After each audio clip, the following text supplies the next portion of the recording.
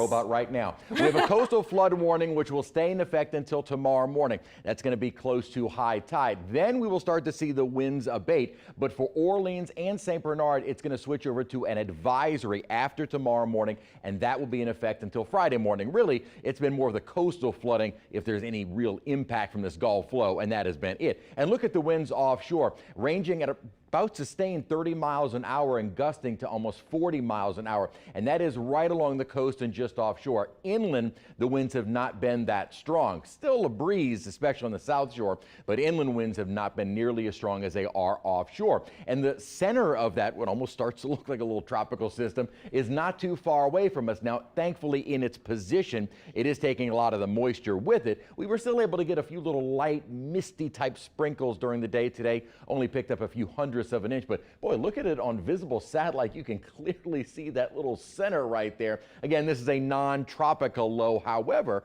there are some indications that this broad upper feature that it's associated with might help to develop a subtropical system off the East Coast. We'll talk more about that in a second. Now, even with the rainfall, not really much of an issue over the next couple of days. Note, we are going to likely keep our mostly cloudy skies around. Maybe a few more breaks at times during the day tomorrow, but it looks like through Friday, still a lot more cloudiness and really not clearing out until Saturday when a cold front moves on through. Again, temperatures didn't really change all that much. We're in the low 60s, some upper 50s in Macomb, and so our temperature spread is not all that great. Only 3 degrees. Our morning low was 60, only topped out today at 63. So as we had mentioned earlier, at least you're not running the AC, and that has been a common factor most of this summer and even into the fall. 62 degrees our current temperature, with reports of some light rainfall out at Kenner at the moment. Gloomy, kind of wet at times during the day Thursday. We'll probably see maybe more mostly cloudy skies or partly sunshine on Saturday,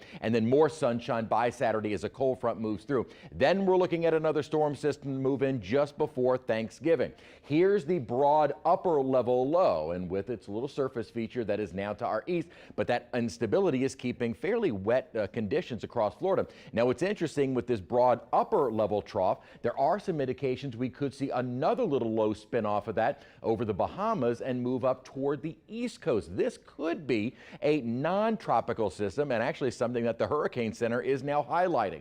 Not an issue for us. Here comes our front, and once it moves on through, beautiful weather on the way for this weekend with a drop in humidity. There's also another little feature that is coming out of the Caribbean that has a medium % chance both of these little systems will be drawn up northward by the upper trough. Again, this time of year, even though we're still in hurricane season technically, the upper pattern across the U.S. keeps these type of systems well away from us. So let's fast forward to the end of the weekend and early next week. This system that's going to be developing does look like it may stay more to our north. So if that is the case, while we will get into showers and storms on Monday, may briefly have a chance for some strong to severe storms, and then quickly seeing those temperatures drop once the front moves on through by early on Tuesday. And Wednesday of next week, right before Thanksgiving, it looks like it'll be a chilly day, a high of only 55 degrees. Right now, Thanksgiving looks to be sunny, a chilly morning in the 30s and 40s, and highs only in the 60s.